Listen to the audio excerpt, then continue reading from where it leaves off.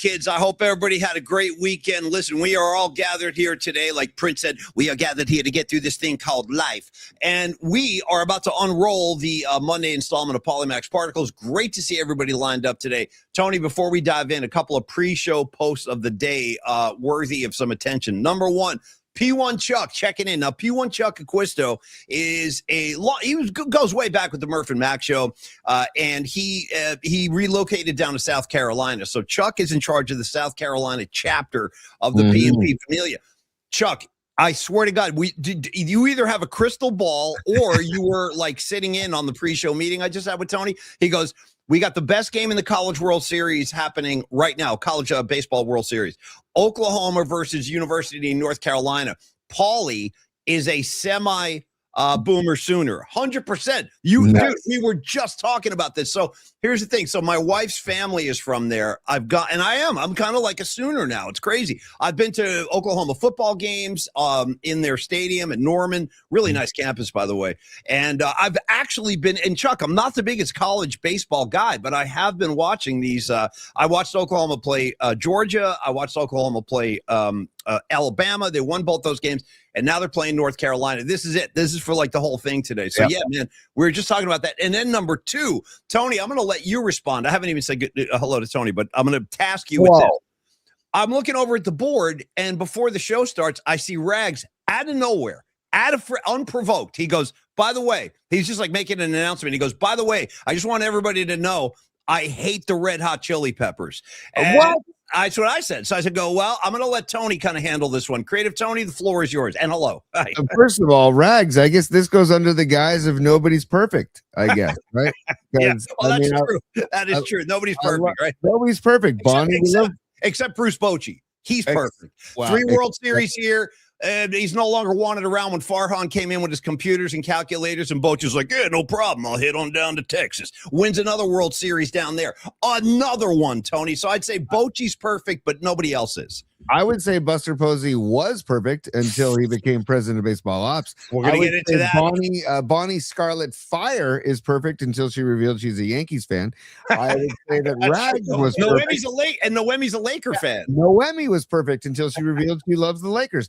Now Rags was perfect in my mind. Yeah. Literally a picture of perfection, physically, spiritually, mentally. A beacon of truth and goodwill. Yes. Shining his light across the country from east to west. Yeah.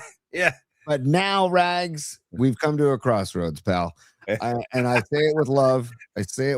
And when I use the word pal, I'm trying to be as condescending as possible. So it's right. Now we got a controversy. We're just starting the show. We've like stirred up some discourse here. So check this out. Karen Bell, who we love, Karen Bell. What's up, Karen Bell with the red glasses? Good to see you. She goes, hey, Rags. This is going quick. She goes, hey, Rags, any specific reason? Or is it because Anthony Kiedis is some kind of stunted perv? So this is the thing, dude. I never knew how divisive the guy was. There are people that hate Kiedis's guts, and I'm not sure why. I don't know. I'm not sure. And Rags is right there too. I'm sorry, Tony. He says I couldn't see it, went flying by too fast. He was trying to explain himself. Oh, Rags he says, I'm sorry, Tony. His voice at the red light on my way home made me want to step on the gas into traffic. Hey man, listen. As a guy who, in fact, I've been to a Chili Peppers gig with Tony, and that was a great show, dude. That was a really great show. Rags, do me a favor tonight. Maybe after the octopus leaves the room, I want you to put on the song Dark Necessities. Oh, it's a good one. Oh, that's a damn good one. Dark Necessities. It's not a hit. It's not like it's a later track they came out with a few years ago, and I feel like that's one of the greatest tunes they've ever written. Personally, ever recorded, ever made. So check out Dark Necessities and listen to the words too, man. You don't know my mind. You don't know my kind. By the way, Necessities are part of my design. I had no idea we were touching such a nerve. I just brought this up as kind of a like throwaway riff at the beginning. Rags hates the Chili Peppers. Dude, everybody's coming. Here comes Stevie B. The Chili Peppers suck. Oh, Jesus Christ. I had no idea. Well, listen, I didn't know they were going to be so divisive. I'm just throwing it out there. Yeah. So who knew? But I know there are a lot of people that don't like Anthony Kiedis. So I'm not sure why exactly. Because he's handsome and still in great shape. Is that one of the things? A little jealousy, maybe. Well, I'll tell you one thing about Tony's not wrong. This guy comes out on. In fact, the first time I ever saw that, I've only seen him 3 times, but I enjoyed all 3 gigs. And the first time I ever saw him was in Oakland. This is like in the early 2000s. Tony Kiedis came out on stage walking on his hands. That's how we walked out on stage. I'm like, damn, look at this guy. Big martial arts guy. I'm not sure. It makes sense though. Yeah, and then he takes the shirt off, like he's ripped his torso. He's got the freaking washboard abs. I'm jealous of that bod. Totally. But I also like attend the Church of Flea as well, and I attend the Church of Chad Smith. Oh, so, Chad Smith, and I love Frashante. I love all those guys. They're all great players. Josh Klinghoffer, when he did his little stint. By the way, Klinghoffer is a guitarist on Dark Necessities and that whole album, by the way. So. I mean, Tony, I'm sorry to interrupt you. I really am. It just keeps coming. Patty, he's not handsome. Miguel, Chili Peppers, go away. Rags, you got company, buddy. I was just playing around with it, and it turned into a real thing. All right, we can put that aside. But anyway, that's our Chili Peppers moment on the show. I hope you guys enjoyed it. Yeah. I totally enjoyed it. And hey, that's what the beauty of music. And I tell my kids this all the time. I always said, I'm not going to judge the music you listen to, because if you like it, go with it. No. Yeah. As long as it's not offensive and hurtful music, or talking that's hateful music, go with your bad selves and like it. And my kids listen to some pretty crappy music, in my opinion. But they enjoy it, so go for it. So. And I do think it's important that the tradition goes on, like every generation. Like as a parent, you're not supposed to like the stuff your kids listen to. Right. Imagine being my parents back in the 70s. Dude, I came home with Kiss Love Gun. I'm like, hey, Dad, I'm into this. And I held the album up. You know what I mean? They're like, whoa. So, yeah. That's like how I came home with Diary of a Madman. And they were like, no, go to your room right now and leave the record here. And say 10 Hail Marys and 10 Our Fathers. And then maybe we'll. Tony, turn right around and go back to your school and go back to the church. And why don't you go into the confessional right now? I have to thank some people. I saw your note there, Patty. Thank you so much. So I just want to say thank you for the people that came out to the Paper Mill Saloon over the weekend. We had a really good time up there, man, playing a gig with the Paulie Particle Band. Patty from Napa was on hand, the queen of this, and looking good, too. Patty was looking really good. Corinne was in the house. Also, Pam, who's like Corinne's friend who we met at Longbridge. I'm very fond of Pam. She came out too. And for everybody else that I got to meet and hang out with, that was a really, really fun time. And Patty, thank you especially for handling the merch. Like Patty was selling merch at the gig, dude. It was great. So Patty, no, thank you. It was fun. It was a lot of fun. We're going to play there again. We just got another Halloween gig too. The gigs are piling up, dude. There's gigs everywhere. So on Halloween night? Well, it's funny. So we're going to play. They offered us Halloween or the night before Halloween. And this is back at the Brisbane Inn. And they said, if you take the Halloween gig, you have to know, because it's a Friday and a Saturday. And they said, Brisbane has some kind of big street party on Halloween. And they're like, they advised us to take the Friday. They're like, you're going to get a better crowd on Friday. So we go, fine. So anyway, but that'll be like a costume thing. I'm thinking about going as Paul Stanley and playing Grateful Dead songs. With a painted face like Paul Stanley. I'm sure that's never been done. Dude, beautiful. I might show up as D. Snyder. I hope. I can only hope, dude. A blonde curly wig and do the makeup and wear some red, leather and just get all in D. Snydered out, Paulie.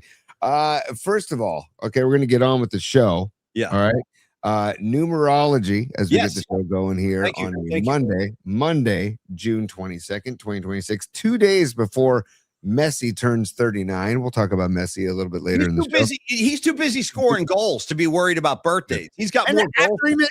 After he missed a penalty kick. He misses the penalty kick and then he scores 2 goals. He's like, sorry about that mistake. Let me give you one now. And I give you another one just to make sure you're good. Yeah. I mean, you knew after he missed the penalty kick that something great was going to happen. Stupid question, Tony, but I'm a stupid guy, especially when it comes to World Cup soccer. Stupid. Yeah. Stupid. Lazy. That's John Bender's dad, by the way. Shout out Breakfast Club. Tony, I was going to say, is he the best player in the world? Stupid question. Yeah. Okay. Okay. Yeah. I mean, he's just incredible. The guy's incredible. Currently, now there's people that would argue the former players, but right now, and then Mbappe is having a great tournament so far. I think he just had his 3rd goal, and it was a rain delay last I saw. It was 1-0 France last I saw. But Paulie, is fun weekend, dude. Congrats on the gig. We have some footage. I can go into pauliespot@gmail.com and get some pictures out and show some pictures of the gig later on in the show. But numerology episode 345, episode 345. Paulie, would you like to take the reins? Geez, I'm really at a loss right now. Hold on, 45. I can give you Mark Carry On. Wow.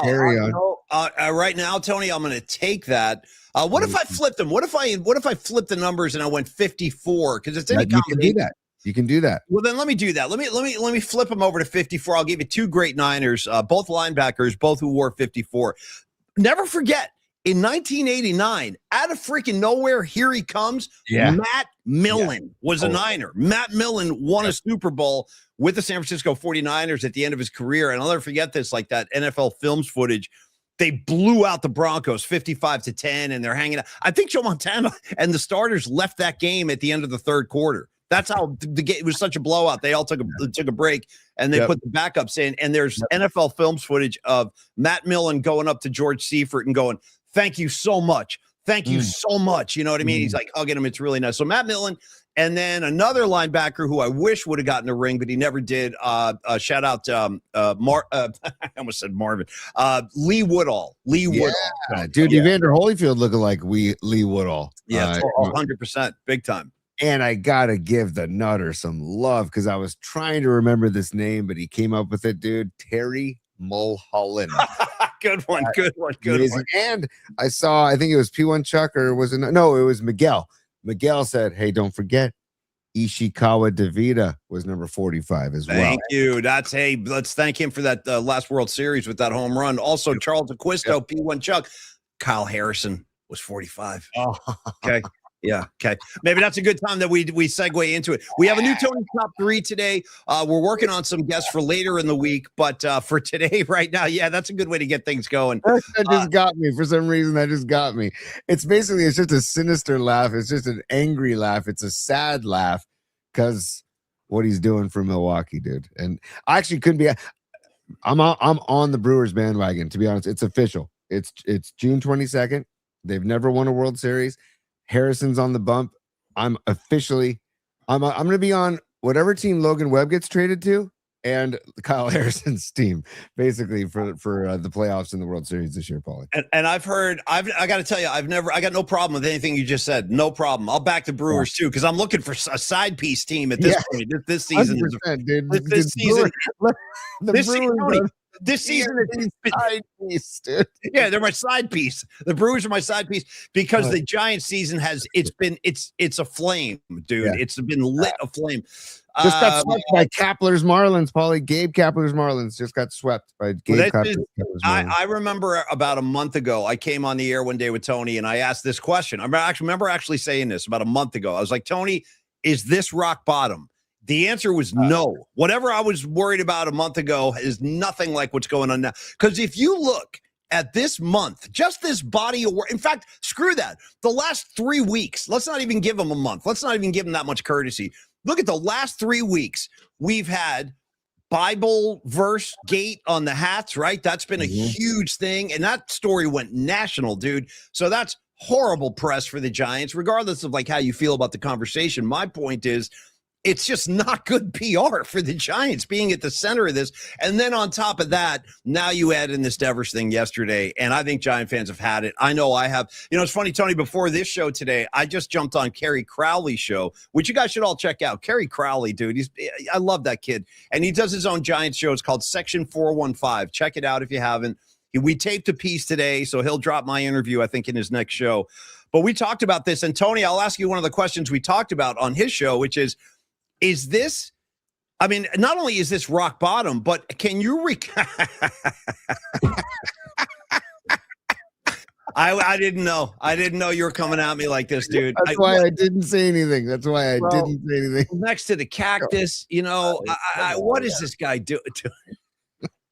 Come on, man. Christ on his bike, dude. Look at this. Look, who's taking these pictures? Who's doing this? I'm going to go for a cup of coffee. Make sure you capture this. I want to ponder in the garden. Like, now, I'm going to lean over. I'm going to put my hands together. I'm going to look away. Yeah, like quizzically, like I'm When I pondering the look future. over my right shoulder, start snapping. Dude, the developed biceps of a Gabe Kapler, the hand tattoo of a Gabe Kapler. There it is, right there. He always wants you to see that hand tattoo.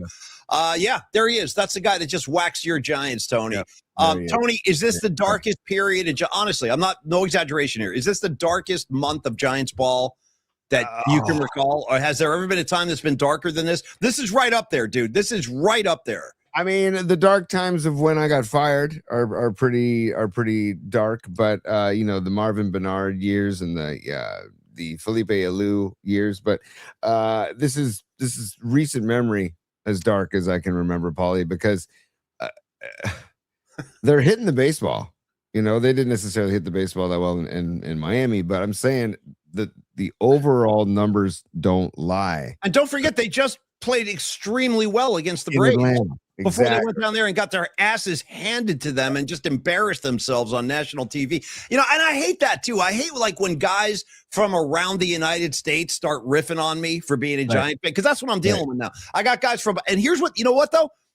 My friends in Boston, they told me, they warned me about Devers. I'm like, yeah, no, it's just you guys. He didn't like Boston. He's going to love it out here.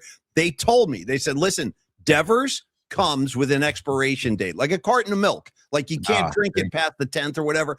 Devers has an expiration date, and I think he hit it yesterday. So, by the way, and also, Paulie, Logan Webb, I now want them to trade him. I do too. No, I do too. I'm starting to get pissed off for him. Me too. I am too. He another great effort. Just 8 innings, 2 runs, dude. 8 innings, 2 runs. Like you don't get that anywhere else in baseball. That going 8 strong after going 7 strong. Like the guy gives you innings and he gives you quality innings. And I mean, okay, we're not blaming the bats because the bats have been the reason they even have the wins that they do. But man, on a day for the bats to go quiet and lose 2-1 during a Logan Webb gem. If I'm Logan Webb, I'm saying, Buster, I love you. Giants, I love you. Bay Area, I love you. But I need to go contend for a championship. I'm not getting any younger. My best years are now, and I got to take advantage of it. And I actually hope they do trade him. I got to say. I can't believe it. There's one picture I saw yesterday in the dugout when Devers walked in there, literally like a child, dude, like a freaking petulant child. He walks in the dugouts. One of the coaches tried to like give him a tap on the butt, like, hey man, it's okay. And he's like, he craned his body away from it. Was just so obnoxious. And in that moment, some photographer captured a Logan Webb in the background looking at Devers. Dude, he looks like he wants to kill him. I don't know how many of you saw that picture, but the picture that I saw of Webb looking at Devers in the dugout yesterday, he had fight in his eyes. Like, and I am frustrated for Logan Webb. Yes. And don't forget, Logan Webb is a guy who had that one taste of postseason baseball, and he pitched extremely well. And it wasn't that long ago. He was pitching to Buster Posey, dude, in the postseason. And I think Logan Webb in his mind is like, beautiful. This is a changing of the torch here. Buster's going to step down, but I'm going to be the guy that carries that torch forward. And look at what's happened now. Look at this dude. Look. Let's watch it. I'm sure everybody saw it, but it's in the worst. Yeah. No, that's perfect. Perfect right there. I want to ask you about the first base coach. What is his role in this moment? Shouldn't he be going, Devers, you're out? Like the first base coach just kind of standing there like, I don't know what to do. I think the first base coach, I think he didn't know what to do. I think he's just like, I don't know what's going on here. I'm not used to a player not leaving the bag when he's getting substituted for. You know what I'm saying? I do. I look at Cox. Cox is standing there like, what do you want from me? They just sent me out here. He's just gotten called up like 2 weeks ago. He doesn't know what's going on. He's just like, I'm told to pinch run. I'm going to the bag, and now I got this guy waving me off. Like what? And dude, Devers, you're batting 233, dude. You've got you're not playing good baseball since you've worn a Giants jersey. Right? Now look at these circumstances here. Okay, it's a 2-1 ball game. It's the top of the 9th. They got their leadoff guy on base with no outs, with no effing outs. Here's the thing. Hey, Devers, you're out of shape, Holmes. You can't run. Dude, Devers, you want to know what? Now I'm getting upset. Tony. Well, also, hey, Devers, you could have go ahead. Finish. Well, I was just going to say real quick, like you said, it's a baseball move, dude. This ain't something you take personally.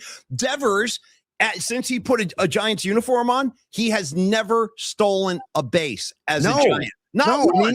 and he never will. Dude. So it's not like he can argue, hey, I'm the best guy for this situation. I'm about to swipe second. No, you're not, dude. You're not doing anything. So the fact that he showed up as manager this way is awful. On the other hand, and it's also like it's not like it's some crazy move where they pinch hit for him. Right. They pinch ran for him with one of the fastest dudes in baseball. The only thing that's questionable is that the fact that Cox didn't take off first pitch. Right. And didn't attempt to steal the bag. I don't know if maybe they told Cox, hey, dude, you get out there and you have a green light. You go when you're comfortable. I don't know if that's the case or if they didn't give him the sign. Who knows? I hope that was the case. I hope he was out there to steal a bag. I hope. No, I know, but they didn't send him, is my point. They should have sent him right away. I always feel a lot of times the best time to steal a bag is the first pitch when you make a move like that. So Devers, just add it to it's like salt to the Devers wound, right? Something like this, where he's already having a crack. He just has not lived, like you said, like your Boston buddies told you, Paulie. He has not lived up to what the expectations. And then it's like, here's a baseball move for the better of the team, for the greater good of the team. We're trying to win a game here, dude. This is nothing personal. We're trying to win a freaking game. Dude, Devers, you are a guaranteed double play waiting to happen. Guaranteed. You can lock that ass up. Yep. Right. A ground ball, it is a guaranteed double play. At least they could send Cox in motion or do a hit and run or something. Or it's just, it irks me to no end. And then, when's the last time you saw Devers interviewed, Paulie? When's the last time you've seen Devers talk to the media? When's the last time you've seen him come out and address anything about his season? You're hitting on something big right now. I do. I think Tony's he's tapping into something here that's important, because the Giants in recent history, if you go back 10 years or go back to the World Series era of Giant baseball, those players were part of the community in San Francisco. They were part of the scene. There's Webb. No, there it is, right there. Right there. Look at that, dude. Webb wants to rip his freaking head off. Look at Webb, dude. I told you. See? Oh, great, dude. Yes. And by the way, sorry to cut you off.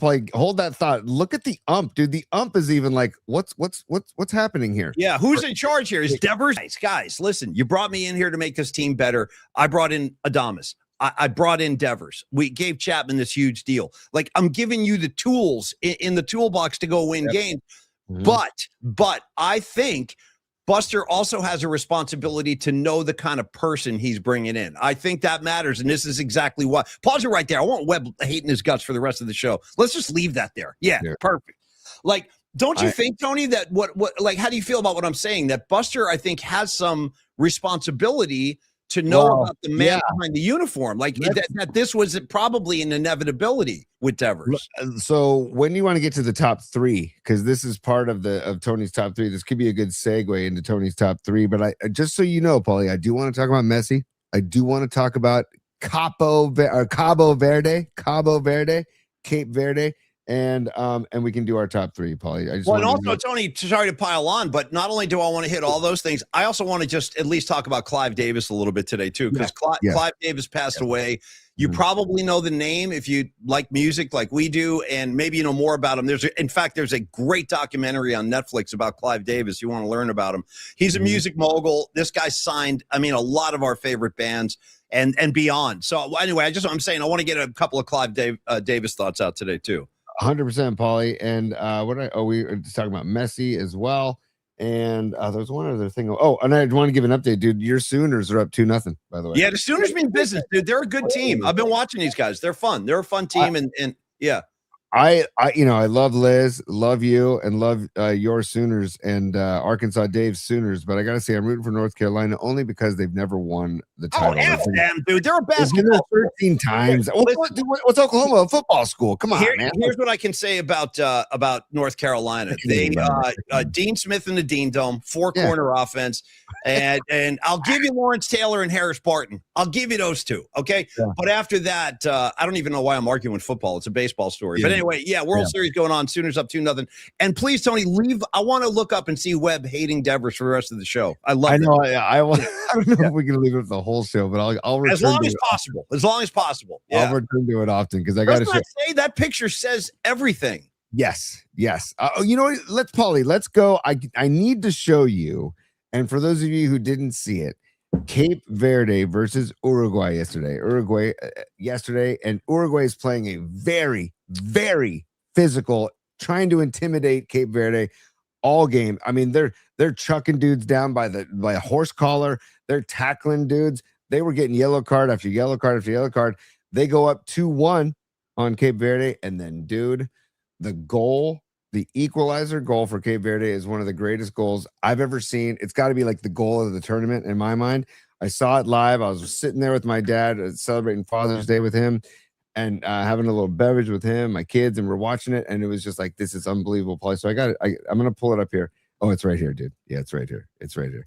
And I haven't seen this. So I'm ready. I'm ready for this. So just to set it up here, Paulie, Uruguay has the throw in. Okay.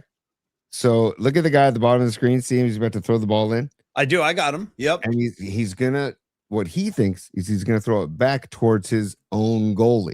Understood. Okay? Yep. So then watch what happens here, dude. This is just, and we can keep talking through it. He throws it back to his goalie. Look at, I need to go get this ball. And I don't think the goalie definitely underestimated the speed and the intent and the passion and the heart. Yeah. From the Cape Verde player, and I apologize for blinking on his name right now, but let's watch this again, Paulie. This is if there's ever a lesson to all kids is the hustle, and because a lot of players wouldn't even go for this, you know what I'm saying? Yeah, they would have stayed at midfield and let the ball go back, and so the throw in goes to the fullback, and then yes, we know the U.S. men, they beat Australia Friday, so Tony, they're going to go again on Thursday. Yeah, the United States will be playing again Thursday. By the way, this guy starts on the other side of midfield. Yeah. See him? Yeah. Look at how far he goes to get this ball. That is all heart. That is like a team that wants it more than anybody out there. Like that. Yeah. So you anyway, wanted it more than I did. It's one of the darker moments of the movie, actually. That's not something you want to say in that situation, you know? No. But I just wanted to review that play, Paulie, and also tip our cap to Messi because we talked about him earlier, but getting the 2 goals today, 18 goals overall. And the guy is the #1 goal scorer in World Cup history. The guy's just incredible. But the Cape Verde story, they tied Spain and then they tied Uruguay. So I don't know what their fate is. I didn't look up exactly what their fate is moving forward, but it has to be good with 2 ties. So I'm on the Cape Verde bandwagon. I am on the whatever team Logan gets traded to bandwagon, and I'm on so I've got 3 side pieces, Paulie. The Brewers, Logan Webb's new team, and Cape Verde. Fair enough, dude. I got no problem with any of that. Yeah, Logan Webb's new team. Totally. Me too. Shout out to Woods Hardwood. Damone is a little prick. Rags in New Jersey. Little prick on his car in spray paint. Shout out to the ingenuity of Damone, too, coming up with the cardboard and the masking tape to just put the cardboard over the door that's been defaced. But they double dip because when he gets to school, he goes up to his locker and it says little prick on his locker too. And then he's got to try to deal with that. He had his hands full that day. And then Ratner was going after him. He was like, okay, you want to do something? Like he was throwing his hands up. You want to do something about it? You want to do something about it, Rat? And the stature and the form is really bad. It's really off. Oh, they're holding it like Jack Johnson. Like they're like, come on, you're going to do something about it, Rat? Yeah. And also shout out to Moan in the towel as they're about to do battle. Yeah. See, this is the kind of thing you need the laughs on a day like this. All right, Creative Tony, I want to keep some rhyme and reason. That we talked about a top 3. I don't know. Yeah, we talked about top 3, but let's get into the oven, Paulie. Let's get into the oven. Okay, good. Yeah, let's get into the oven because I dude, by the way, I want to thank Neil Donardi. We San Carlos Little League All-Stars. We played Saturday night against San Mateo American Little League, and we lost a heartbreaker 5-4. Tip of the cap to both teams. They both played their asses off. This kid Jacob Armstrong is probably the best pitcher at in the Bay Area, I would argue. Kid's like 6'1", Paulie, and he throws like 70 miles an hour from 40. How old is he? How old is he? 12. That kid must be terrifying to the other teams. That's like a grown man, 6'1". Right. Yeah. No, I talked to Dom, and Dom got a base hit off him. I was really proud of Dom. Nice. Really proud of Dom, but Dom did say, he's like, Dad, that was some of the hardest pitching I've ever faced, and I was really nervous. I'm like, yeah, I get it, man. I totally get it. But to this kid's credit, he had a very good control. Yep. And he pitched his ass off.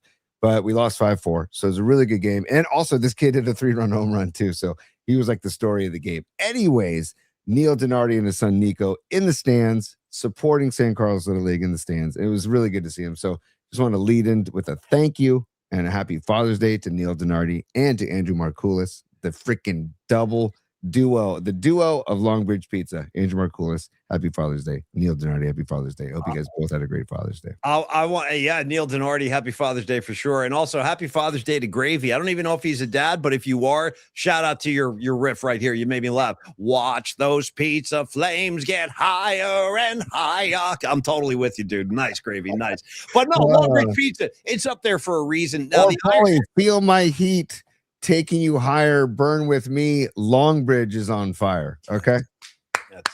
Dude, I mean, we'll go all day now. Fire songs. Here we go. Jimi Hendrix, Let Me Stand Next to Your Fire. Bob Seger, Fire Lake. You know what I mean? Fire. Fire in the oven. Okay. Wow. Look at you, dude. Okay. Two chords, and that's all you need. That's all you need. And jam it out. And Phil's bouncy bass for any fire. Just pull up any fire on the mountain from the Dead, and you'll just lock into Phil, and it's just it's glorious.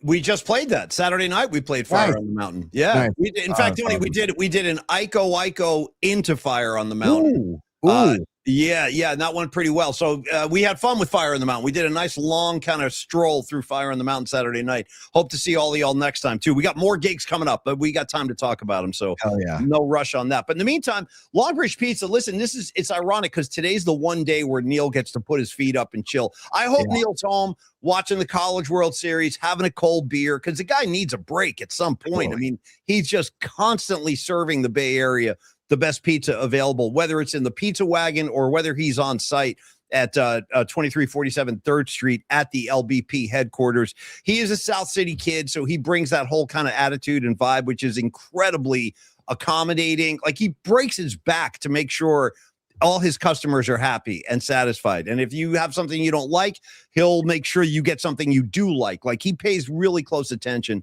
to all his customers. He likes to make sure everybody's happy. And I love that about Neil. He's just a great human being. And then the food that he's making up down there. Listen, we've talked about it. A lot of you have had it. I would venture a guess and say most people on the comment board have had it before. But if you watch the show, you hear us go on and on about Longbridge. There's a reason for it, man. LongbridgePizza.com. Start there. Check out the menu. And then you can see some of the other options you have. It's not just pizza. These are the smash burgers are incredible when they stack those up. And then, of course, on Wednesday, you have all the specialty sandwiches, whether it's a chopped cheese or a Vinny's Gabagool or a chicken Parmesan. There are so many great ones. And for guys like Tony who are not carnivores, like Tony was like, hey, I'd love to try your cheesesteak, but I don't want to eat all that meat. Neil was like, no problem. You sit here, watch what I do. Came back with like a mushroom variation of a cheesesteak with the cheese and he chopped it all up. It was awesome. So the point is, the Vibe Tribe is there. They're waiting for you. Get on down to Longbridge, 2347 3rd Street, as I said, or place an order online tomorrow because they are closed today, longbridgepizza.com. And again, Tony, good call. Happy Father's Day to Neil Donardi and all of the dads down at LBP. We love you guys. Hell yeah. And also, if you're going to a Valkyries game at Chase Center anytime soon, get to Longbridge before or after, and you'll have a very ice cold beer from all the local breweries that Neil has on tap right there. And then also, you can order your pizza to go. You can also you can go to longbridgepizza.com, order it online so it's ready to go by the time you arrive. There's all these options. And then also, we talk about Neil is the hardest working man in the pizza industry because he's got the catering side hustle too, where the pizza wagon. If you want Neil to come to your event and create the best pizzas known to man on site, email them, events@longbridgepizza.com, and Neil will respond, or somebody will respond from Longbridge, and they'll coordinate, and you can get Neil and the pizza wagon to come to your event. And we've had people in the PMP Familia hire Neil for graduations and birthday parties, and he rocks. And he does my horseshoe tournament. Last year he's already hired for this year's horseshoe tournament. They rock. The whole place rocks. Longbridge Pizza. We love you guys. Thank you so much for the partnership. And by the way, there's chatter. Neil called me today. Chatter, Paulie, that we got to talk about behind the scenes about possibly maybe a July 1st USA men's national team watch party. Is that right? Interesting.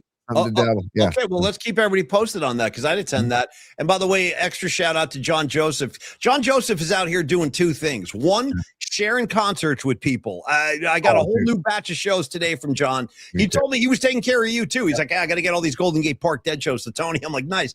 And Tosh, give me Peter Tosh live show too. It's great. Nice. Yeah. I have a Peter Tosh show live on vinyl from New York. It's really good. Anyway, I have one too, Paulie. It's from a radio station. It's probably the same album. Yeah, it's probably the same album. It's really good. Yeah, then he comes in with the fire songs. He goes Metallica, Fight Fire with Fire, Slayer, Born of Fire. Can I add one too, Tony? Because I feel like if someone's not shouting out Don Dokken, I haven't done my job. And I'm going to shout out Don Dokken, Rhymes with Rockin', and remind you that they had that one single, Into the Fire, I'm Falling. Remember, Into the Fire? Into the Fire. Remember that, T? Yeah. I'm falling. Yeah. Dude, Fish has a track called Fuego. They just have a track called Fuego. That's the name of a record of theirs, I believe. It's not the name. Oh, no, is it? Is it the name? Yeah, it is. Yeah, it is. I apologize. You don't tell me about Fish. Listen, you want to know something about Fish, you come to me. I'm the guy with the album titles. I'm the guy with the stats. Hey, I knew Fuego. I knew that. I'm so bad about that stuff, dude. God. So yes, Fuego is the album and then the title track, as they like to say. Shocker here that it's actually Miguel Salas coming in with this instead of Creative Tony, because I would argue Creative Tony's favorite Kiss song of all time, because he said it a bunch to me over the years, Kiss, Heaven's on Fire. I expected that from you, Tony, but Miguel came in with that one. Well, that's why I substituted the lyrics earlier and said, feel my heat, taking you higher, burn with me. Or Neil's on fire. How about that? Perfect, Tony. Perfect. All right, now listen, it's been too long. By the way, Paulie, that's when they took off the makeup too. That was Animalized, Kiss Animalized. Well, there was one record before that now. I hate to get like too technical. Was it neon, like pastels? Lick It Up came first. Lick It Up. Wait, was Heaven's on Fire on Lick It Up or no, Tony, of course, you'd find that one on Animalized. Yeah, Animalized. Yeah. Okay. Oh my God, dude. Speaking of fire, and folks, ladies of PMP, don't get mad at me. I did not write this song. I'm just saying there is a song. Oh, Jesus. There's a song on the Kiss Animalized album with Gene Simmons vocal. Are you ready for the title, Tony? It's it kind of in the fire neighborhood. Name of the track? I'm not kidding. Burn, Bitch, Burn. Oh. Okay, I'm just throwing it out there. Burn, bitch, burn. John Joseph probably knows what I'm talking about. Burn, bitch, burn. Do you know the song, Tony? Dude, I don't think I do, Paulie. You don't need to. You don't need to. Burn, bitch. Paulie, also, Paulie, you're going to burn in hell, okay? You're going to burn in hell. D. Snyder and Twisted Sister. And then, of course, Stevie B chiming in saying, Stevie B, the guy who hates Red Hot Chili Peppers, by the way. He ain't the only one. I know. Everybody hates the Peppers except me and Tony, you know? I know. But he says, Bruce Springsteen's I'm on Fire. Yeah, sure. We'll take that too. 100%. Yeah. No question. Dude, I think it's time, Paulie. Tony's top 3. Yeah. Tony's top 3. Tony's top 3. Yeah. And by the way, Lily, thank you for making me feel better. Lily Merchant goes, guys, we've heard worse. Don't even worry about it. Yeah. I mean, Gene Simmons, listen, he's a divisive guy, right? His whole thing. And I don't speak for Gene. I'm just telling you what's going on out there, folks. Hey, this is going to be the first ever business time feeding the ducks mashup. Paulie, if you stand by, please. Sure. Yeah. It's business time. Stand by. It's business. It's business time. I'm a little time to say time for business. It's business time. Stevie Groschel, and there we're back to Stevie Groschel. We started the program earlier when one of our favorites in the PNP Familia, Rags, admitted he doesn't like Red Hot Chili Peppers, and Stevie Groschel retorts with, "Hey, Rags, I hate puppies, pizza, baseball, and America." You know, it's funny now that, and thank you, Grosch. Always a pleasure, my friend. Rags, it's funny now that Rags has his hatred of the Chili Peppers out in the open. It's reminding me that Rags' brother, Brian, he hates the Chili Peppers even more because. Wow. Yeah, because this is a true story. I just remembered this, Rags. True story. I doubt you know this. So years ago, I was going to a Chili Pepper show in Oakland, and Brian, Rags' brother, was like calling me or texting me while I was driving. And when I got to the parking lot, I took a picture of that little scoreboard, the little marquee in front of the Oracle Arena. And I was like, yeah, sorry, I couldn't take your call. I was driving here. And I sent him a picture of, Red Hot Chili Peppers tonight. And then he texted me back and he goes, I hate those guys. And he goes, he said something like this. He was like, if they write one more song about California, I'm kicking somebody's ass. Something like that, because they got all the Californication, all that stuff. So Rags, it runs in the family, dude. You and Brian. I forgot Brian hates them too. Just okay, at least we got Robot Centaur from the Robot Centaur Sports Desk saying, stop hating y'all. Stop hating y'all. And he says, Paulie, I went to see the Chili Peppers at Oracle Arena back in like 2012. They were great. Yes. I think that's the gig Tony and I saw too. They're a great live band. I saw them at Jazz Fest too a few years ago. I went down there. The Who headlined on like Friday, and then Saturday the Chili Peppers headlined. They were great. They're like a great live band if you've never seen them. Yes, anyway. And a phenomenal rhythm section. Just when you put up Flea with Chad Smith, phenomenal rhythm section. So get past if it's Anthony Kiedis you got a problem with, focus on Flea and Chad Smith. And he can play his ass off. I'll tell you that much, folks. You may not like him, but that guy can freaking rip. He's a virtuoso. You want to talk about somebody who is in touch with whatever else is out there. I like the way he said that, because who knows ultimately, Yeah, really. Who knows? Flea is in touch with whatever else is out there. Let's just put it that way.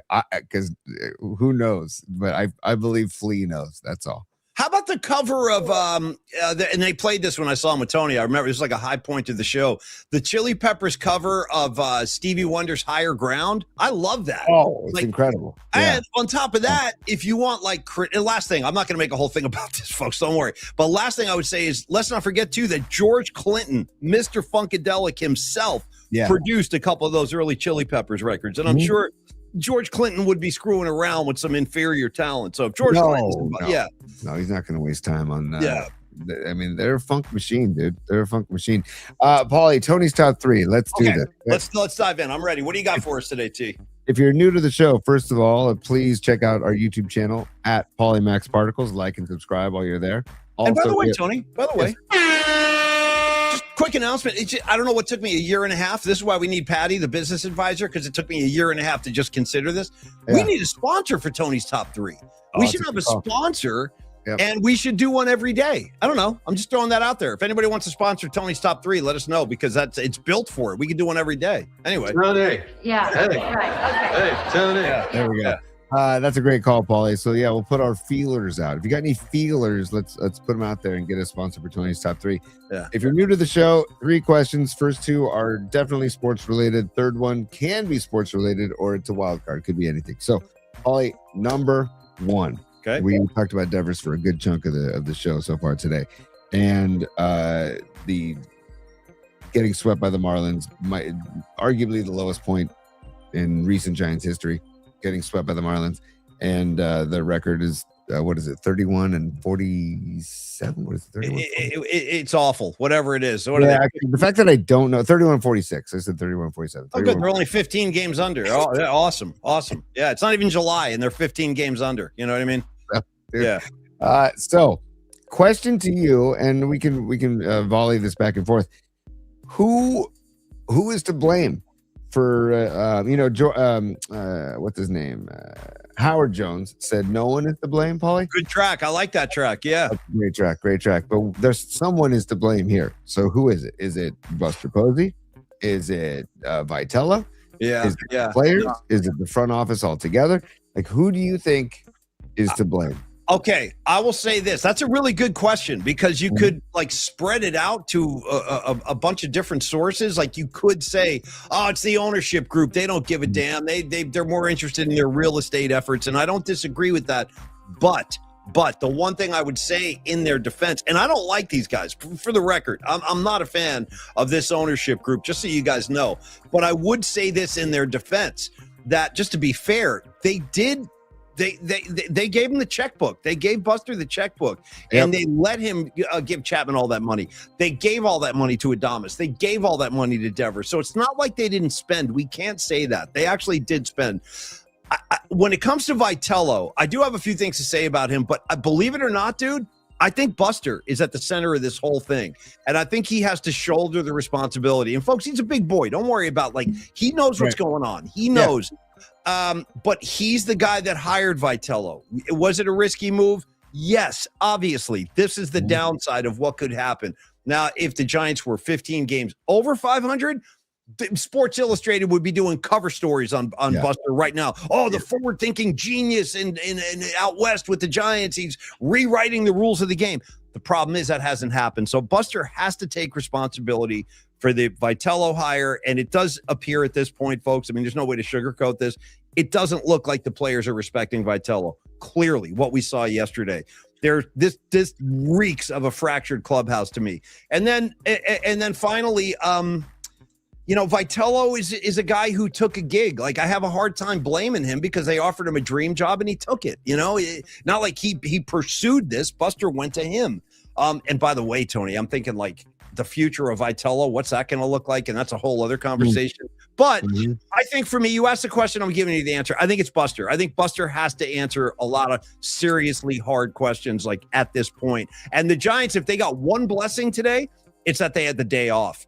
And I'm sure they're probably meeting right now, trying to figure out like what's the message we got to give to the fan base, and like how are we gonna handle this. So I think it's Buster, Tony. That's just me. He's the guy that put all this stuff in place.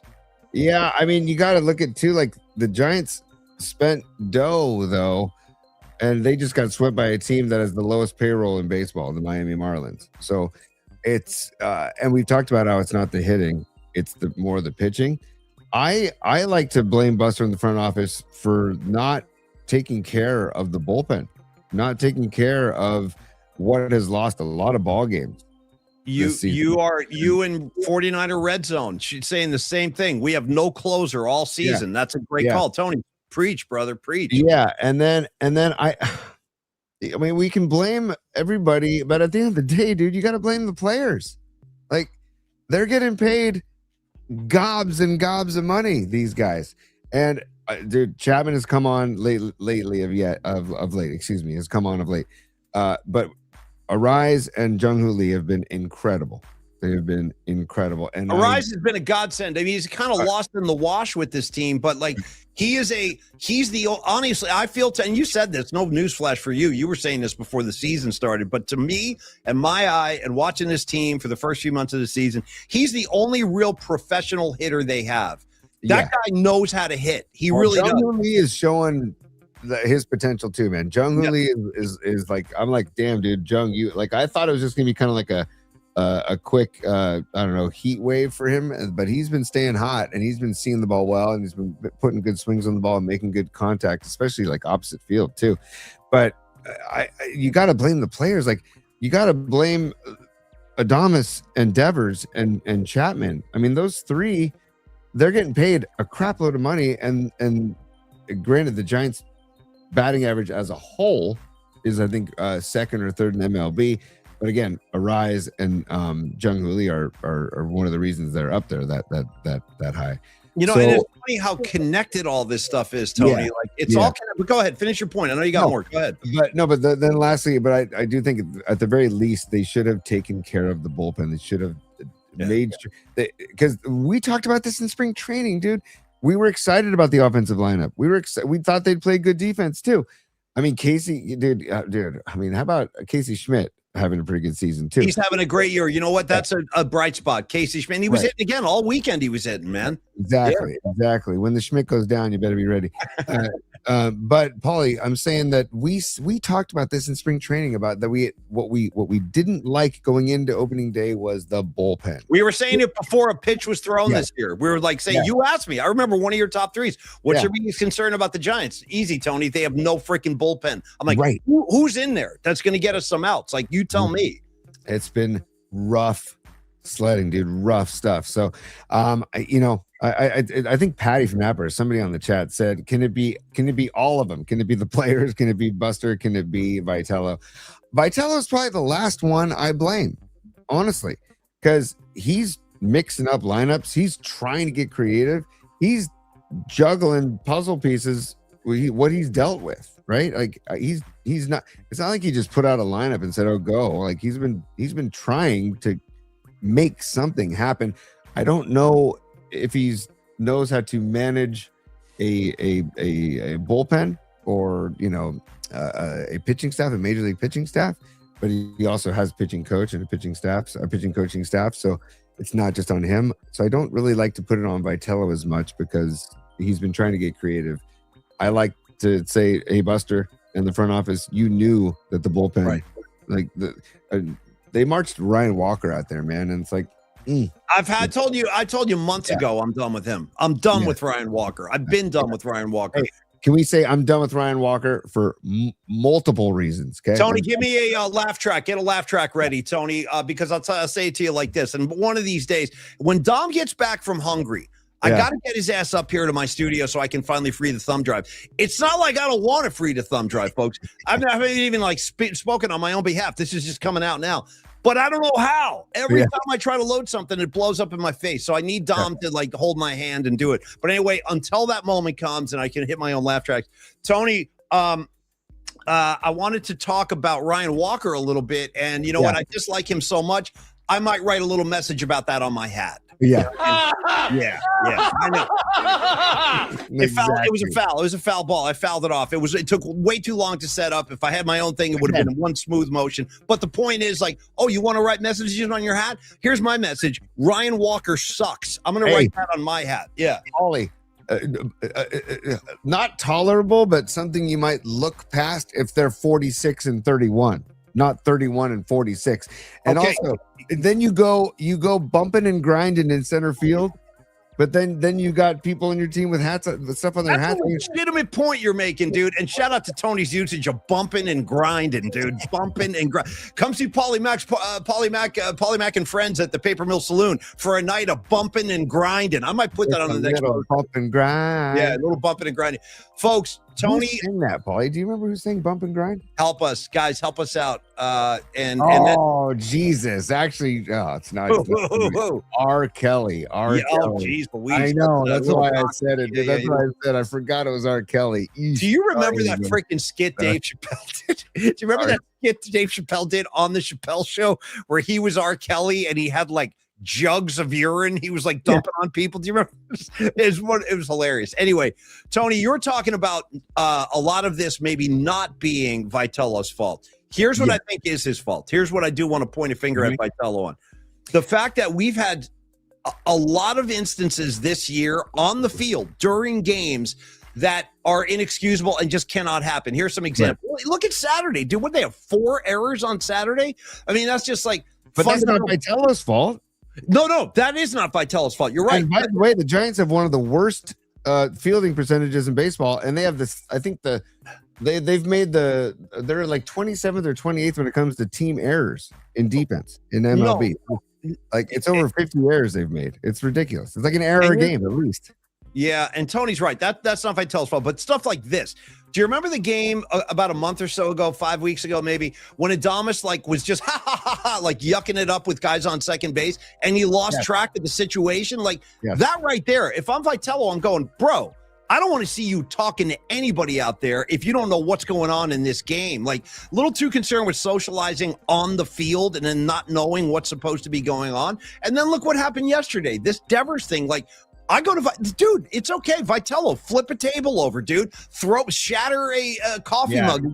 Get this group's attention, and you got to let them know this is not how we behave. This is not okay, and this is not how San Francisco Giants behave on the field during games. If you don't like it, call your agent and maybe try to work out a deal someplace else, but we're not doing that. And on that note, shout out Aaron Kask. I saw you a few minutes ago. He goes, by the way, if you guys notice, Devers is becoming the Giants version of Brandon Ayuk. Not bad. Aaron Kask, not bad. And that jackhole is out here posting more videos too. I know. I don't even want to. The sooner Did you see the Father's Day one? Did you see the Father's Day one? Happy Father's Day and go Commanders go. Yeah, I did. I saw it. There's a reason I didn't put it in bookmarks. I really can't stand the sight of him. I can't stand the sight of him. I don't want to look at him anymore. Get him out of here. Oh, by the way, newsflash.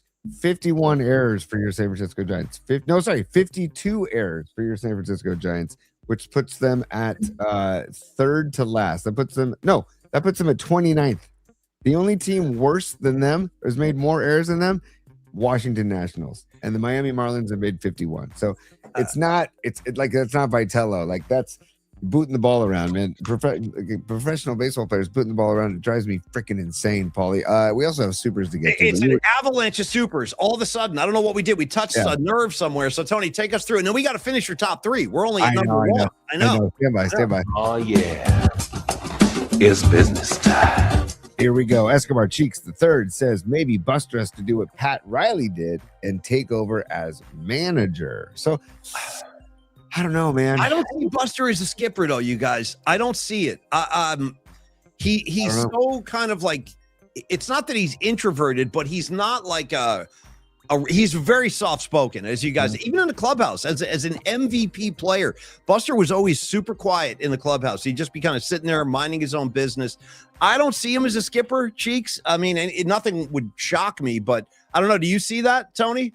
I mean, I get the idea, Escobar. Like, I get where your head's at, but I'm not sure. But I don't know. I don't know if I see that. I believe it more than him being like. I wanted Buster Posey to be a manager before I wanted him in the front office. Yeah. Remember when they got rid of Melvin, I was like, God, dare they go Posey? Dare they offer it to Posey? I think the idea, though, was, Tony, is that if he's in that role, it'll make San Francisco more appealing. Oh, I get to talk to Buster Posey, 3-time champion, MVP, rookie of the year. Okay. Yeah. Like, I can connect with that guy. I think that's what was behind that. Like, he'll be a great kind of, But he's a baseball, like, he's a baseball X's and O's mind. I don't know if he's a baseball business mind. Yeah. Well said. I got you. Yeah. So, I mean, the guy, he's a catcher, dude. Catchers make good managers because they are involved in every single freaking pitch of the game, dude. Like, that's why I would love to see him manage. So, I'm not against the idea, Escobar, to be honest with you. And he has the temperament, like you were saying, Paulie, he's chill, but that might be a good thing. That might be a good thing. You know what used to blow me away about Buster and that core group of guys? Until 2016, those guys like Buster, just take him for example. Buster Posey only lost, well, I guess he lost that last one with Kapler too. So Buster Posey only lost 2 playoff series in his whole career, which is insane because they ran the table in 10, ran the table in 12 and 14, lost in 16 to the Cubs, and then that last one against the Dodgers. But, I mean, those guys hardly knew postseason failure because they won all the time, you know. Totally, and they didn't do it with any, like, offensive juggernauts, you know? No. Patty from Napa's a super Paulie, and she says she's filling in for Cheeks with the hashtags. So she says hashtag Giants suck. Hashtag we miss Dom. Yes, we do. Hashtag hippies danced. That's true. Patty did. I tell you, she's not wrong. Tony, they were shaking. Dude, in fact, you want to hear something crazy? So Patty was dancing. She was shaking and baking. I saw it going down. And Tony, we played the other one by the Dead. We were doing the other one. And after we ended that song, Drutzy told, I didn't see it with my own eyes, but Drutzy, my bass player, told me this. He goes, dude, when we were playing the other one, there was a hippie lady outside Tony on the street. And she was spinning. Dude, she was spinning. That's my first spinner. I feel like I've arrived in the Dead community now. We got spinners at our shows. So, yeah, Patty's not wrong, though. They were dancing. They were spinning. Everybody was feeling it Saturday. That's fantastic. She says hashtag nobody's perfect. She says hashtag RIP Clive. Hashtag we are broads. Hashtag Particle Land. Particle Land? So, do you ever go to Particle Land? We could go to Particle Land to end the show today. You can basically count on 3 things in life: death, taxes, and Wednesday night is Particle Land for Miriam. Miriam comes with that request every Wednesday. But we're going to Particle Land anytime. Let me make a note here. Particle Land. By the way, Paulie, your Sooners are up 3-0, but they're 2 runners on for North Carolina. And we're in the 3rd. That's all. Let's keep going here with supers. Steve Groschel is another super. Thank you, Steve. He says David Lee Roth did a song called Bump and Grind. No question. You know what I mean? Let's go with that one. Let's go with that 100%. Hey, bring on Diamond Dave. We'll go with that one, Grosch. Thanks, bro. Let's go with that one, dude. Karen Bell's a super. Thank you, Grosch, by the way. Too many bad particles surrounding the Giants. Horrible. The particles are they're negative, they're black, they're dark. Like it's storm clouds out here, Karen Bell. Storm clouds of dark particles. Like we need the sunshine. We need some positivity. And right now I'm not seeing it, man. And will Devers even address this with the media? Like a good question. I don't know. I said that at the beginning of the show. When do we ever hear from him? We never hear from him. How can you be that miserable when you're making? Honestly, I'm not trying to be a wise guy. Like, if you're making that much money playing a children's game, how can you be that upset? I don't. It just does. I don't understand it. I think it's part of your job. You're making gobs of money, dude. It's part of your job to speak to the media, to speak to your fan base. Also part of his job to execute the moves his manager makes. Well, yes, exactly. By the way, this portion of the show brought to you by Stellar Design and Peralta Arts. Paulie, we're going to revisit the Logan Webb stare down for a second, if you don't mind. Look at this kid. Okay, yeah, sure. Because why not? You know. So there you go. There's Devers waving him off. Look at the first base coach's face right here. How about look at the first baseman of the Marlins? He's like, "What are you guys doing?" Like even the guy on the Marlins is like, "I have no idea what you guys are doing right now." This is like something you would see in in Little League or in high school. Like, yes. You know? And look at dude Cox back steps. Like, oh, I guess I'm not coming in. I guess I'm not coming in. You know, the Logan stare. Oh, look at the Logan stare. I'm telling you, yeah. Hey, Paulie, if they trade him tomorrow, oh shoot, where is it? Gosh, give it to me, T. What do you got? What can I say? Yeah, I'm thrilled. There we go. I'll drive him. I'll drive him to the airport. I hate that he's wearing Joe's number too. I know it's baseball and football, but don't wear Montana's number and act that way. Cut it out. He's wearing Angel Pagan's number, dude. You don't disrespect Angel like that, dude. No, Angel's a champion. Guy's a champion. And by the way, when you're driving Devers to the airport, do one of those moves that Uber drivers hate when you in the middle of the drive say, "Oh, I got another stop. Can I add a stop? Can I add a stop?" Yeah. And then you go pick up Brandon Ayuk and you drive them both. Dude, nice. Both of them, two disgruntled jackholes with one stone. Yeah, the quicker we get Ayuk out of here. Karen Bell's talking about particles. Where are the positive particles? We got to get these guys out of here. We got to get Devers out of here. But the problem is, honestly, people around Major League Baseball are watching this. They go, "Who wants this guy now?" Right. This is what's coming. He did it to the Red Sox. He's starting a short circuit here. Look at this, dude. Are you kidding me? What are you, 6 years old? Did you see this guy tries to I don't know. I don't even know who that is, but he tries to touch Devers, and Devers is like, "Get your hands off me." Yeah, he's like a 5-year-old. Dude, this guy, man. Enough's enough, man. Enough's enough. Seriously, this is it. Like, God. But back to this. And meanwhile, Logan Webb right there. He's like, "I'll rip your head off, dude." That's what he's thinking. God, with like he's got like a miniature mullet going on right now. And all of the and all of the kidding aside, like Logan Webb does deserve better. Like he deserves better than this. He really does. Dude, he just went 8 strong, 2 runs. Like, come on, 5 hits. Yep. Like, and then he went 7 strong his last outing. So Tony, you played high level baseball. I'm going to ask you a quick question. Do you think that this whole incident right here, the way Logan Webb is behaving, not behaving, but the way Logan Webb is looking at Devers, what happened on the field, do you think that all this stuff had any effect on the rest of this inning? Because the Giants wound up with nothing. They wound up with nothing. They lost. They had no outs with a runner on first base to tie the game. They came out with nothing. Do you think this had any effect on what was to come?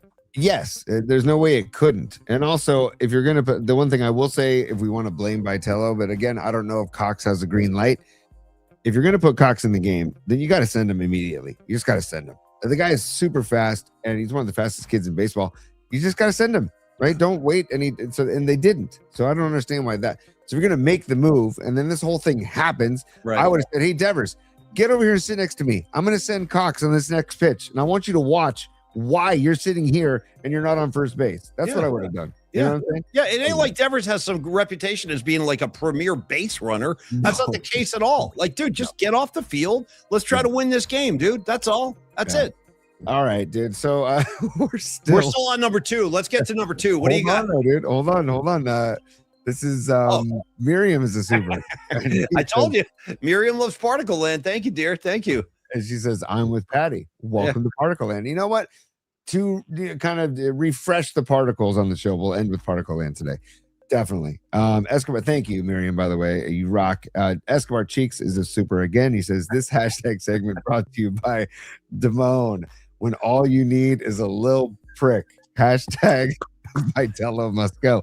Hashtag Giants baseball. Nobody likes it. Dom's stickers are all over Oracle.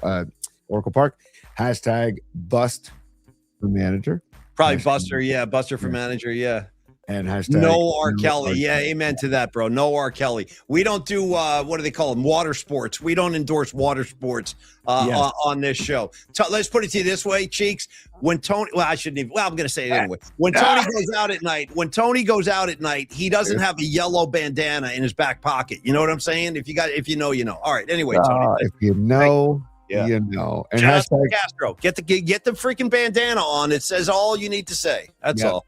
Yeah. And just to add to Escobar's hashtag super, hashtag no shaman, hashtag no butt stuff. There we go. No, never. No shaman, no butt stuff, Cheeks. Me and you, we agree on that, man. Yeah, it's been too long since I've seen Cheeks. We all need to get together soon. Oh, wait, sorry. He continued with another super. Oh, okay, still going. Okay.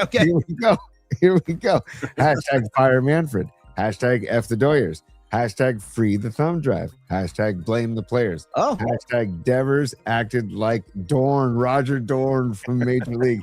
Hashtag Logan Webb looks pissed. Hashtag send BA out. So, dude, there it is, Paulie. And you know what? Because I'm anti-Waymo, let's put Ayuk and Devers in a Waymo. You know, I would hate to put that on any human being to have to drive them to the airport. Just well, you know what we do is let's get them in a Waymo, and then I'm going to jump out of the bushes and just put one of those cones over the top of that stupid thing that spins, and just render it, inoperable, and we'll just leave them on the side of the road. We can do it, folks. We can do it. I'm the man for the job. Trust me. Hey, Paulie, I have a great idea. It'll take a ton of jobs away from people. Let's have driverless cars that take people around. Let's do that. How about that? Forget that. Let's get rid of jobs for people. It'd be good. Well, let's forget about a college kid trying to pay his way through college, like working at the local coffee shop. Hey, kid, you're fired. I'm going to bring in a robot to serve you your coffee. Dude, I'm telling you right now, if a robot ever hands me a cup of coffee, I'm throwing it right in its face, because they're doing that now. You're laughing. I'm telling you. There are robots serving coffee now. It's coming, folks. I'm telling you. Shout out to Elon's freaking Tesla diner, dude, which is all AI. Shout out to Elon. You know what Elon ought to do, among other things? One, hit a tanning salon. You look crazy. Like, I don't know what this is about, but I was forced to look at a bunch of shirtless pictures of him over the weekend on Twitter. Every time I opened Twitter, there was Elon Musk. I'm serious. He was like on the beach. Dude, the guy. Now, I'm a white boy too. I get that. But dude, at least like I got a little tone. He looks like a freaking glass of milk with feet. And then there's the body, dude. You might want to shirt up, dude. You might want to keep that shirt on, tough guy. You know what I mean? Yeah, totally. Well, okay, let's just do this quick. We'll do it like there's our friend JT the Brick says speed brick, dude. Speed brick, Tony. I know. I'm with you. Speed brick. We're speed bricking. Yes. Speed three. Okay, number two. Yes. Really quick. Number two in Tony's top three. Is Vitello back next year? No, I don't think so. Oh, okay. How could you go back? You're going to tell the fan base, we love where this is going. We got a great vibe. The players are happy. The fan base is thrilled. It's going to grow, folks. I don't see it. I don't see a scenario unless they somehow manage to flip this script and start winning games. No, I don't think he's back. I think you got to kind of stop the bleeding now. You asked this fan base to endure 2 years of this? I don't know, man. I don't know. Oh, no. Same question. I think he's back. Okay. Yeah, okay. I do. I think he's based back. on what the success we've had. Like, you can't have him come and just give him 1 year. I think you got to give him at least 2. I really do. Okay. I don't know what to think, because we knew this was a roll of the dice. I wasn't against the roll. I wasn't either. Dice. I was open to it. You got to be open to it. Yeah. I said if you're gonna roll the dice, this is the time to do it. It hasn't panned out, but again, if you provided him with some better talent, especially on the mound, then it's a different story. So again, we can go through the offensive numbers again if you want, but they're first or second in hits, and they're first or second or third in batting average in all of MLB. So, and my favorite stat, it means nothing ultimately because we suck, but the fact that the Giants lead Major League Baseball in grand slams. What's that about? Like, what is that about? Dude, shout out Eddie Murray, dude. Shout out Eddie Murray, the king of the Grand Slam. From both sides of the plate, by the way. The guy has a salami from both sides of the plate. Dude, if you know what Eddie Murray would be worth in today's market, the guy would be the highest paid player in the bigs. And I think he played for like 70% of all the big league teams out there. Yeah. Eddie Murray played for everybody. Kind of like Ricky Anderson. I was a fan, dude. I mean, me too. I was a fan of Eddie Murray too. Hard not to be. Okay, well, just stand by then, Paulie, because if you're oh, come on, how can what do you got? What? I'm trying to get this picture to be larger. I just found a great shot of Eddie Murray. That's pretty good. Sorry. No, you're good. Take your time. I'll take some Eddie Murray. I'll take it to change the vibe. Yeah, this is pretty good. This is back in his Oriole days, Paulie. In his Oriole days. There you go. Look at the baseball card. Oh, hell yeah, dude. No, hell yeah. That's what I'm talking about, right? I think I have that card. As a matter of fact, I think I have that. Yeah. Did you collect cards when you were a kid, Tony? I did. This is an 83 Donruss, dude. 83 Donruss. There you go. That's just, I mean, come on. Yeah. That's just a great look. And the guy was kind of swung out of his ass. Okay, Paulie. So number 3, speed 3, speed brick, speed 3. Finally, number 3. We usually do a wild card for number 3. Looks like the U.S. men's national team is going to be playing at Levi's Stadium July 1st. We don't know who they're going to be playing against. It's probably good luck. Yeah, I know. Good luck, you guys. It's looking like Bosnia, but we'll see what happens. They still have to play Turkey on Thursday, but they're already guaranteed to go to the knockout round, which is freaking great. Great job, U.S. Levi's. We talk about the curse of Levi's Stadium with the 49ers. We saw people trying to get out of there last week. Thousands of people trying to get on one train. Yeah. I mean, yeah. Are you worried about a Levi's curse for the U.S. men's national team? Are you worried about that at all? 100%. Okay. 100%. And then the whole country's going to pile on because that's going to be our fault. You know what I mean? Like if the U.S. loses at Levi's, it's Levi's fault. I mean, they do talk about the curse of Levi's Stadium. The fact that they've had all these great teams. They've had their 0-2 going to Super Bowls in the Levi's era. And I'm just trying to be real about this, folks. If you're a stockholder in the stadium or whatever, don't get mad at me. I'm just telling you, most Niner fans don't like that stadium, okay? Right. And we miss San Francisco. I miss the Niners just being in the city limits of San Francisco. And I know I'm not the only one. Tony feels that way. Carlos De La Fuente feels that way. Don Peralta. A lot of us, longtime Niner fans, want the team in the city. The stadium itself, nothing special. It's a nightmare getting in and out. And you're right. If the American team loses, watch out, dude. Watch out. I mean, because they're all going to blame this freaking stadium that international visitors were crushing on Twitter last week. They're like, this place is an S-hole. What kind of dump is this? It's like, that's the impression people have of Levi. So, yeah, it would be the stadium's fault. It'll be the substation's fault. Dude, hold on, Paulie. Utah, give me 2. 2 things, Paulie. I'm coming to a Y in the road. Okay, there's a Y in the road. Okay, so first of all, if that were to happen and the curse of Levi's just throttles the U.S. men's team, then maybe it's the final thing that says, you know what, we got to get out of Santa Clara. Okay, which I highly doubt actually, but I'm just riffing here. And then second of all, I actually kind of think the curse may not exist because it's technically not called Levi's Stadium for the World Cup. They took all the signage down. They've covered all the signage. So it's just stadium. It's just Santa Clara. I appreciate this effort you're making. I do. Yeah. I appreciate it. But Tony, if I put a bowl of mac and cheese in front of you and I said, see that bowl of mac and cheese right there, Tony? Yeah. It's not mac and cheese. I'm going to call that chili today. That's actually chili. You'd be like, no, it's not. There's no chili. That's mac and cheese. So my point is, it's still the vibe, dude. There's no getting around it. It's still, you can cover it as much of that stuff up as you want. It's still the vibe. Jed York still owns the Niners. The substation is still there. You know what I mean? But no Levi's signage. And I see Anthony Merkovich in the chat. No Uncle Paul Tonelli in stadium vocals. So there might be a different. Well, there's definitely going to be a different energy inside the stadium than a Niner game. That's for sure. Let me tell you another one of Levi Stadium's greatest hits. Now that I'm starting to think about it. True story, folks. Yeah. Hopefully the U.S. men's team is on the sunny side, by the way. Just cooking. Wait a minute. What did you just say? I said I was joking. I said hopefully the U.S. men's team is on the sunny side, just cooking. Do you remember when they gave us the tour of the stadium before it opened? And they were like, hey, look at this beautiful design. And the team's going to walk through this beautiful Lexus ballroom, basically, before they go out on the field. And they're going to high-five fans, and it's going to be great. And I don't really care about high-fiving the fans. No. I care about winning football games. Right, But then the best part was Harbaugh's like, what are we doing on this side of the field? This is the sunny side. We're gonna cook over here. Yep. Move us to the other side of the field. So they Yep.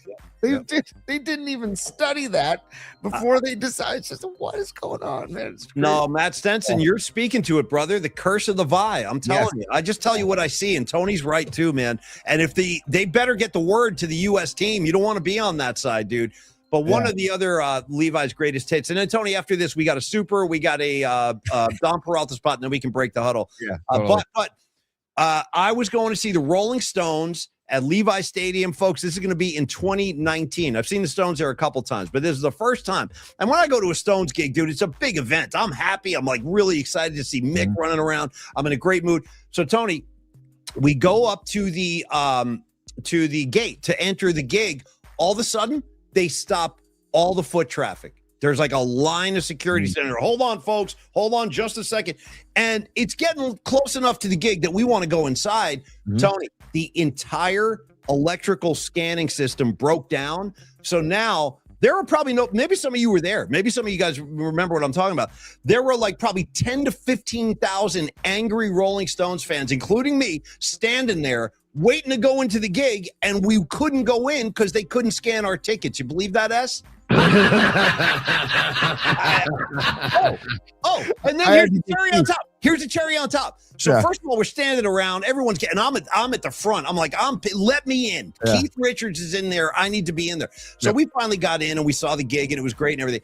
But then here's the other thing. Because of this little spat that they're in with Santa Clara and noise ordinance things, they made the Rolling Stones forfeit their fireworks show. Like at the end of the gig, the Stones are going to give us a fireworks show. Santa Clara, the city of Santa Clara, with their spat with Levi's, they had to pull the plug on that. So while we were leaving, we didn't even get the fireworks show. So the curse of the Vi lives again, folks. I'm Does just the saying. city of Santa Clara just like not like fun?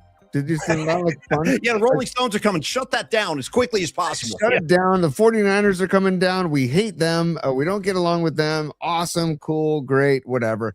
Paulie, I got to go back to one more super before we move along with the show, because Lily Merchant just she great question. She says all of Buster's moves have flamed out. Devers trade and Vitello, and also getting rid of Kyle Harrison. And she says, will Buster be president of baseball ops next year? That is Lily. That's a great question. You know what? You're the first person I've actually heard ask that question. Props to you, Lily, for real. I had not thought about that. Tony, I'll let you. I hadn't thought about it either. I doubt they'll make the move, but it's a very good question, and he's got a lot of explaining to do. He's got a lot of a lot of research, a lot of homework to do. He's got to dig himself out of this hole, man. And the going into this season, the bullpen we all knew was a massive question mark, and it ended up being a freaking mess of a season for the bullpen so far. So Tony, shouting out references you just made, songs about digging, songs about holes. Here they come. Fast and Furious. 1, Hole in the Sky, Black Sabbath. 2, Tony, unusual, but here it comes. Peter Gabriel, Digging in the Dirt. Okay, digging in the dirt, digging in the effing dirt, and then finally my last whole contribution, a song we reference a lot actually. Alice in Chains, Down in a Hole. Thank you. Well, and I also got to give Dave Matthews Band credit because they have a song called "Digging a Ditch." Nice, yeah, really, nice, really good song. "Digging a Ditch." If you don't know it, check it out, and if you know it, you know what I'm saying. And probably another digging song. I'm trying to think of another digging. I don't know. Yeah, digging in the dirt. That's as far as I can go. Yeah, I'm serious. I'm sorry, you guys. That's all I can give you. Okay, Tony. Any other supers? Hold on. Escobar Cheek says no diggity, no diggity. I like the way you work it. No diggity. And Grosh coming in, dude. Groschel's always got stuff, dude. 30 Days in a Hole, Humble Pie. Great track, dude. Great freaking track. I have the Humble Pie live at the Fillmore. That's a great record. Tony, do we have supers or are we good? Let me just double check. I think we are good. Yeah, we are good, Paul. Okay, so final word here on Peralta Arts. Then we'll go to Particle Land, and then we're going to all go have some dinner and see what this night brings. I want to catch the rest of this College World Series, by the way. Fixing a Hole, Stevie B. Nice. I love that track. I can't believe I didn't remember, but that's why I have you. Stevie B, Beatles, Fixing a Hole, Sgt. Pepper. Very good. Peralta Arts. You know what? I think that we need to have a couple things with Dom when he comes back. We got to have a welcome back party for Dom Peralta. We all miss Dom. And no premature particle landing. No. I heard the door squeak too. I heard the door. I'm like, ooh. We just want to thank Peralta Arts again. Dommy made the poster for the gig I just played on Saturday. Really, really cool poster. Patty was selling them at the gig. Panaki, what's up, Holmes? Haven't seen you in a while. How you been, Panaki? Good to see you, man. Nice. But anyway, Peralta Arts is available for all of y'all, man. That's the thing. Dom is so easy to talk to. There's the piece he did for the gig on Saturday. Really cool spot. Tony, you ever been to the Paper Mill Creek Saloon? I have not, man, but it looked really cool. It's got your name written all over it. I'm serious, Tony. It's not far from like Spirit Rock, Spirit Rock and everything. Love Spirit Rock. Yes, I've been to Spirit Rock. Couple miles past there, and it's got Tony vibes all over it, man. Scale of 1 to 10. Give me a crunch factor. Scale of 1 to 10. 10. Oh, 10. Let's go. Let's go. It's a 10. Any dreads in the house? Like any dreadlocks? Patty, help me out with dreads. There might have been. Did that blonde lady have the dreads? There was a blonde lady dancing in front of the stage. I don't know. She might have had dreads. But again, Tony, my first spinner outside during the other one, just twirling, dude, twirling.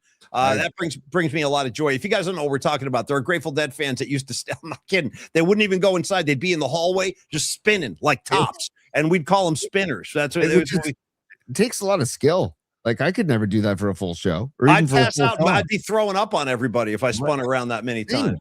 Yeah. That's okay. But Dom, like for example, Tony just finished his little league season, and like he could commission Dom. Hey, do a poster for our little league team, like with the stats and the. So my point is, get creative with Dom, and he'll get creative with you. If you are a freelance, advertising guy, freelance marketing guy, and you need artwork to go along with whatever campaign you're working on, Dom's perfect, and he turns stuff around really quickly too. It's like doesn't get lost in the wash with Dom. He spits the stuff out very quickly. He's an honest guy. Works hard. Peralta Arts. Email Dom anytime with any project you have. Stellar.design. And what's the Peralta email, Tony? I don't want to give the wrong address. I don't have it in front of me. It's the same. Oh, here, let me put the banner on the screen too, Paulie, so we can get Dom's number out there. Yeah. Let me get that right too. Yeah, I want to make sure. And Peralta Arts, it's Dominic@stellar.design is the email address, and his phone number 650-796-3144. And again, like Paulie said, commission Dom to make a great piece of art for a loved one, for a friend or a family member, for a very important life milestone. Dom will create something wonderful for you, and look what he does for the shows that Paulie does. This is just one gig I did, and look what you know. It'd be a great poster occasion, and maybe you should do this, Tony, for your parents, like a wedding anniversary kind of piece where Dom just like does some artistic thing for an anniversary, a graduation, be it high school, college, middle school, whatever. Dom is he's a really, really creative guy. Los D is my Pacifica gig in July. No, I think Pacifica gig is in August, but I will be back at the Brisbane Inn with the band in July. But we'll talk. Sweet. I'll talk offline with you on that one, Los D. And thank you, Dom. Thank you, Peralta Arts, very much.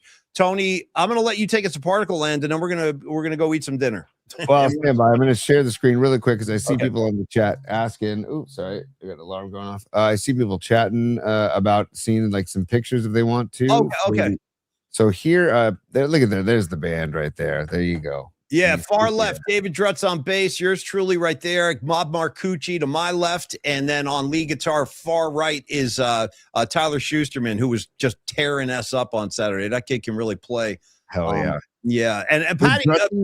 Did Drutzy bust out a new bass? I saw that he might be busting out a new bass, and there's Patty and Corinne. I don't think he did, Tony. I think he played the one I've seen him play before, but these are all shots from the gig, and Patty took the group shot of us. Thank you for that, Patty. It's a good shot. Yeah, super cool, man. And it's a good spot. So what a good spot. It looks cool. There's my girl, Pam, right there. There's Pam. Yep. Love it, love it, love it. So there we go.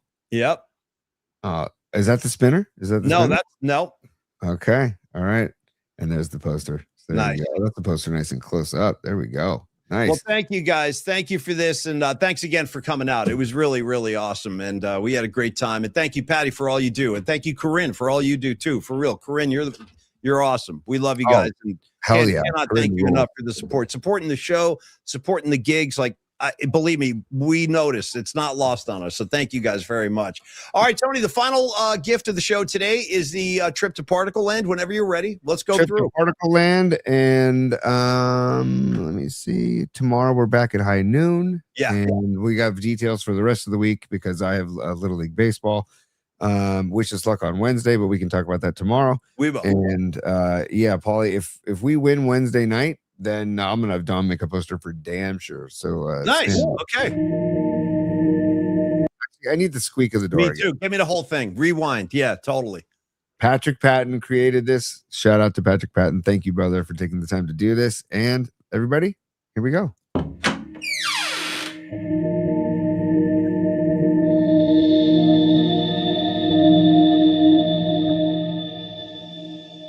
Yeah, well, Welcome to Particle Land.